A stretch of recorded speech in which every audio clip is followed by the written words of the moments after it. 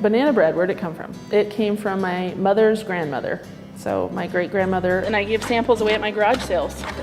And people said, hey, if you have a loaf of that, I'd buy it. So the next time I did a garage sale, I made sure I had some in the freezer. Next thing I know, people were calling me. Pretty much I don't let anybody make it except me because it's my recipe, so I'm not sharing. If I tell you, I'll have to kill you. What makes it so special? It's made with love. That's what makes it special. And the fact that it's been around a long time tells you that it's a really, really good recipe. I think it's kind of in my genes. I mean, I have no formal training, so the thing I really love is it makes me feel like I'm connected to my grandmothers. I get joy out of knowing that something I made with my two hands made someone else happy. One of them is an oatmeal coconut cookie.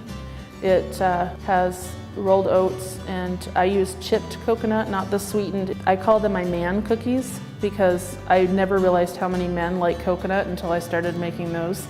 And yeah, they're quite popular. The other one is very unique.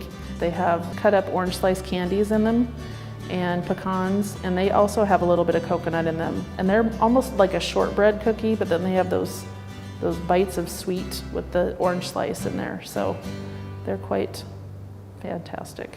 The Wauneta Roller Mills flour, it's a finer textured flour, and it also has just such a stability to it that it makes such a consistent product. If you put a bowl of store-bought flour and a bowl of the Wauneta Roller Mills flour side by side, you'd be able to tell the difference. The store-bought is clumpy compared to theirs. I compare it to baby powder, it's that fine.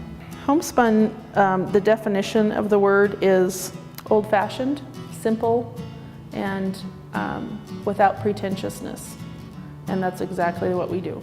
So it fit. I looked up old-fashioned to kind of go with that, and homespun came up, and I liked it. I mean, it all comes back to family, I think, that it's traditions that are being passed down, and that's becoming more lost all the time. So something that I think is important for my kids to know and to have the connection with past generations. I could have a bunch of machines back there doing things for me, but it's the personal connection to it as well. You find that more in small town, I think, America, but I think it's very valuable just because it's something that you can't just find anywhere.